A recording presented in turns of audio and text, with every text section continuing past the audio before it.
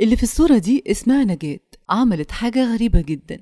الست دي دخلت اسم شرطة المعادي وقالت: مساء الخير يا جماعة، أنا عايزة أبلغ عن جريمة قتل. طب اقعدي يا ستي اشربي حاجة. قالت لهم: لا ما اشربش. طب مين اللي قتل وقتل مين؟ قالت لهم: أنا اللي قتلت وقتلت صاحبتي سامية. طب ليه قتلتيها؟ قالت لهم: علشان الحاجة قالت لي قتلها. طب مين الحاجة طيب؟ قامت ضحكت وقالت: دي الجنية صاحبتي. ودي كانت البداية علشان تتفتح واحدة من أغرب القضايا سنة 1977، وده اللي نشرته مجلة آخر ساعة، واللي أعادت نشره صحيفة أخبار اليوم.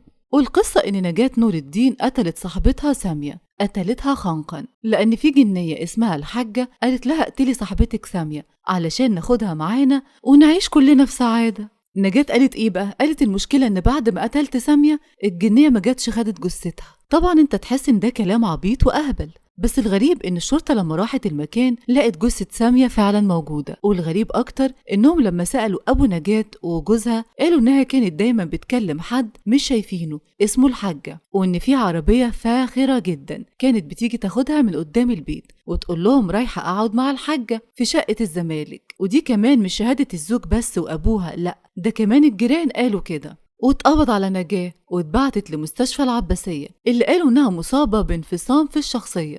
وبعد شهرين من الملاحظة الطبية اللجنة اللي بتعالجها قالت الآتي: نجاة بتتوهم وبتتصور بعض الأشياء غير الحقيقية، وكمان بتعتقد إنها خلاف الواقع حقيقة، وعلى ضوء الحقيقة المزيفة دي بتصدر منها بعض التصرفات اللي بتعتبر نجاة غير مسؤولة عنها لخضوعها تحت التأثير المزيف ده. وانتهى التقرير بإن حالة نجاة تعتبر مرض عقلي، يعني مش هتتعاقب.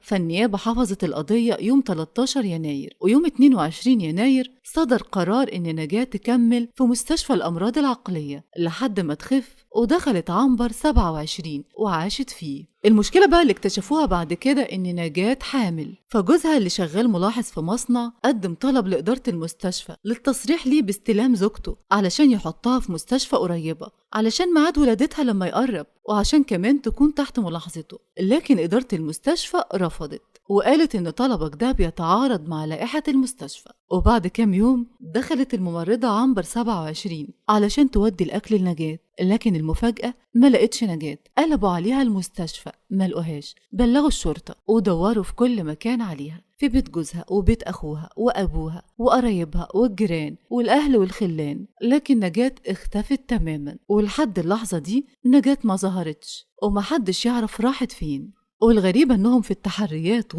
وصلوا ان في راجل يبدو عليه الثراء كان سايب 500 جنيه تحت تصرف نجاة في المستشفى. طب مين الراجل ده؟ محدش يعرف. يا ترى انت مصدق القصة ولا مش مصدق؟